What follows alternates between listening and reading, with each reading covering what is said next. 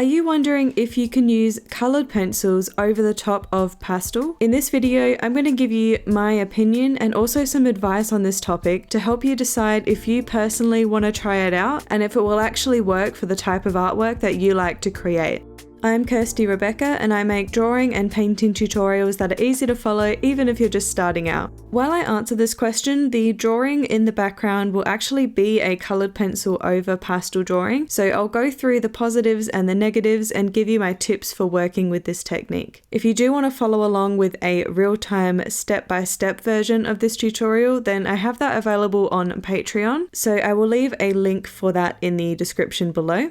So usually when people ask me this question, they've seen other artists use coloured pencils over pan pastels specifically. And if you don't know what pan pastels are, they're basically just a soft pastel that's been compressed into a pan and you just apply them with sponges and tools and things like that. So I'll leave a link to a video that explains exactly what they are in the description if you're not sure. In the past, I have actually tried using coloured pencil over pan pastels, but I didn't really achieve the look that I wanted and didn't really find the process enjoyable or effective, so I didn't really try it again. But recently I've been asked quite a bit about using these products together, so I've done some experimenting lately. So I thought I'd share my findings and just the pros and cons to working this way so you can make the right choice for yourself. The first thing you need to know is that if you work with coloured pencils over the top of pastel, you can't get as many layers as if you were using pastel or coloured pencil by themselves. Pastel tends to fill up the tooth of the paper a little bit quicker than coloured pencil does. So if you don't know what tooth is, basically every paper that you work on has kind of like hills and valleys, like little grooves in the paper, and that's what we refer to as the tooth. So your pencil or your pigment will catch on the top of the hills and deposit into the valleys, and once you've filled up those valleys, you won't be able to add any more layers because it will become a smooth surface and there won't be anything for your pastel or your pencil to grip onto anymore. So basically the more tooth that the paper has, the more layers you can add. So when you're working with pastel, that tends to fill up the tooth of the paper quicker than coloured pencil does.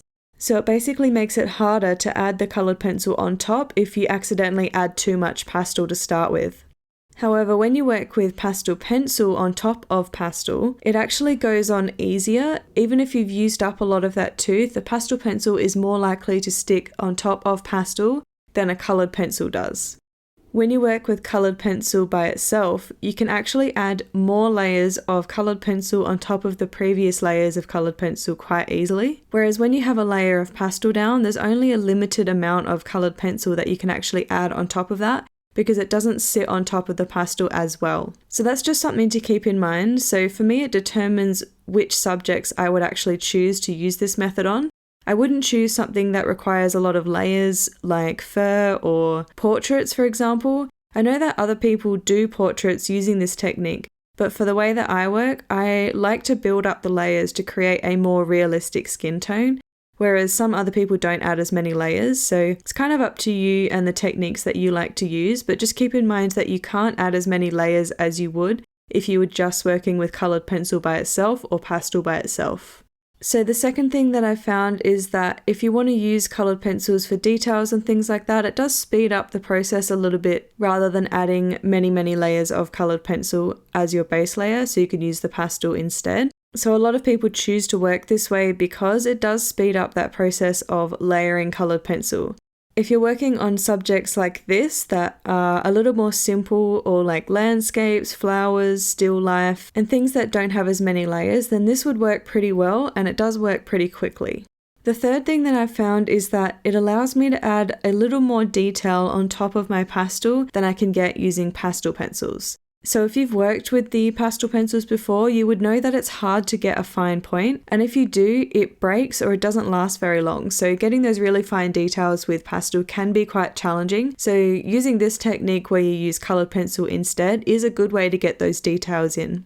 For me personally, I'm not too worried about having super fine, hyper-realistic details. I actually used to add a lot of details to make my work look as much like the photo as I possibly could, but now I'm sort of aiming for a more photorealistic from a distance look, but when you get close you can still see some of those pencil strokes and graininess and pastel strokes and textures and colours and things like that.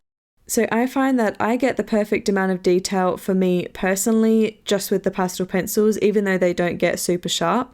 So again, it does depend on how you like to work, but if you do want those super fine details, then coloured pencil on top of pastel might be a good option for you. Some things to keep in mind when you're working with pan pastels and coloured pencil together is to use the right paper. So there are some papers out there that people like to use for coloured pencil that are a little bit smoother, like the Strathmore Bristol Smooth or watercolour papers and things like that. If you're going to work with pastels as the base layer, you'll probably want to work with a paper that's a bit more textured, just so that you do have that tooth to be able to add the coloured pencil on top. So the paper that I like to use is the Clairefontaine Pastel Mat, and I find that it works pretty well with this method. So that's the paper that I use for pastel pieces as well, and I also use them for coloured pencil by themselves as well. So I do find that paper quite good for this technique. If you work in layers like I do, I usually start with a base layer that's slightly darker than what I want my end result to be. With this technique, I'd recommend getting a little bit closer to your end colour right from the start, just because it can be a little bit hard to add those lighter colours in coloured pencil on top of the pastel. They just aren't as opaque as the pastel pencils are, so just keep that in mind. I found that by using pastel pencils on top of pan pastel, you can get more opaque colours and adjust the colours underneath a little bit better. And also if you're working with coloured pencil on the pastel mat by themselves without the pastel as the base, you can also get lighter colours on top. But with this technique, because you're filling up the tooth of the paper a little bit to start with, it can be a little bit difficult to get those brighter colours or alter the colours as you go along. So it's a little bit easier to avoid going too dark or too light in your underpainting, and just to get it to be a little bit closer to the end result from the start. For this piece, I actually used a workable fixative spray after my pastel layer before I went in with a coloured pencil, just to try and help with that ability to add more layers. And I do think it helped a little bit, but it didn't really help drastically. But if you are wondering what spray I used, it's called Spectrafix, and this is the only fixative that I've tried with pastels that doesn't alter the colour too much. Also, while we're on the topic of fixatives, I know that some of you guys will ask me, but I don't usually use any fixative with pastel or coloured pencil because it's really not necessary, so I just thought it might help with the layering process for this technique. But I only used it once between my pastel and coloured pencil layer, and I didn't use it again throughout the entire piece. To be honest, I don't really think that working in coloured pencil on top of pan pastel is the most effective way of working in terms of speed and effectiveness for me personally. I believe that pan pastel with pastel pencil is much quicker and easier because you can add multiple layers because the pastel pencils are quite opaque. And if I wanted to work with coloured pencil, because of the detail that I can get with that medium, I prefer blending my first few layers with solvent and then adding more details on top with coloured pencils, because you can get many more layers that way and create a lot more depth in the piece.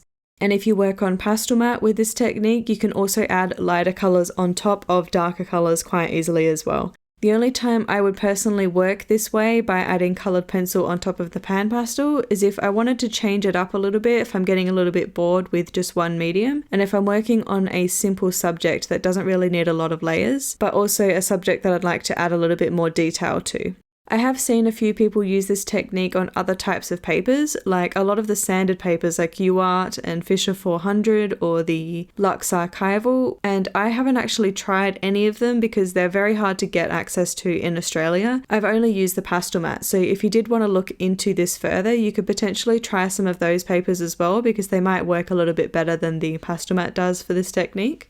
And I know that there were probably more negatives than positives for this technique in my opinion, but it is still a fun way to work and a nice change if you want to mix things up a bit. So I definitely recommend giving it a go if you're thinking about trying it, because you may like it for the way that you work and the artwork that you like to create. There's a playlist on the screen of some other pastel tutorials that I thought you might find useful, and also underneath that there is a playlist of coloured pencil tutorials. So click on one of those and I'll see you over there.